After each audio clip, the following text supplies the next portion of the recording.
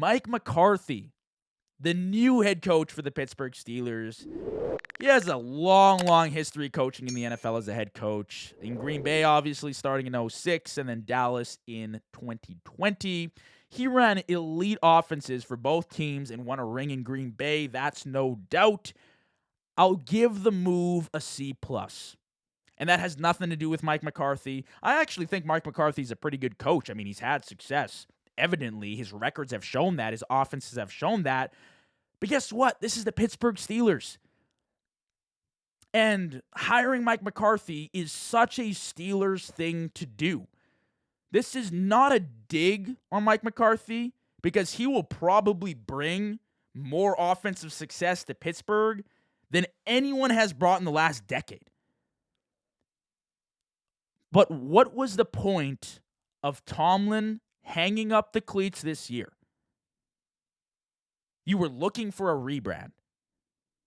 And I think it's important to understand that ownership wanted Mike Tomlin back. At least that's what's been stated.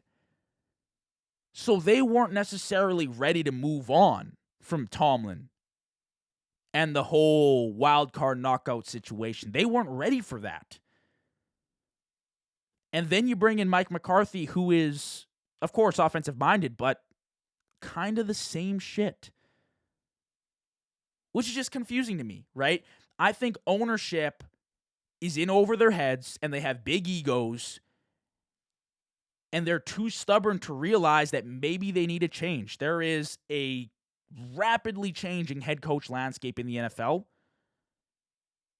and they pivot laterally from a coach that has not won a playoff game in damn near a decade to a coach that has won one playoff game in almost a decade, which I guess is better statistically, but it's not all that. And he's 62 years old, and you have no plan at quarterback as of right now. If Rodgers doesn't come back, you're starting from ground zero again. And I wouldn't imagine McCarthy has all this patience to deal with a young QB. I think the organization has too much pride.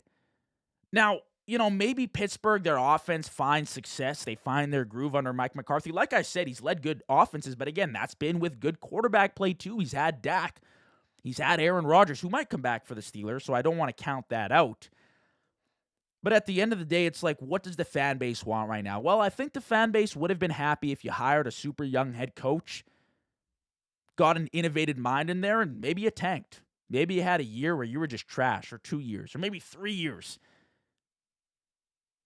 Got a few high draft picks, built an exciting young core of youthful players that you could bank on.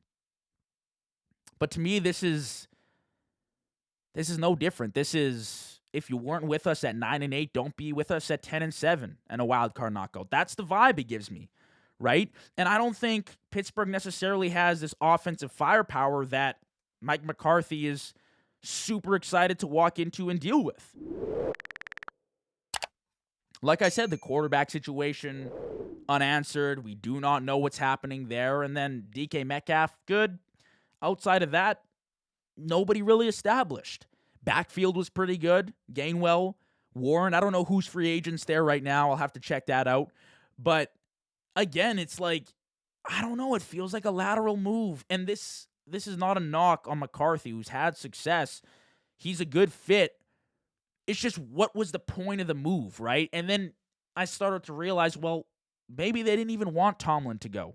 Maybe they don't see a problem with this. I think it's just the fan base that sees what's wrong with moving on from a Mike Tomlin to pivot to a Mike McCarthy, if that makes sense. So that's my thoughts on the move. I'll give it a C+, not because McCarthy's a bad head coach, not because his offenses don't perform, but just because it's nothing different. And the same old Steelers are going to stay the exact same now, as they've been, until they make that huge change, that shot in the dark that brings them youth and young innovation to this roster.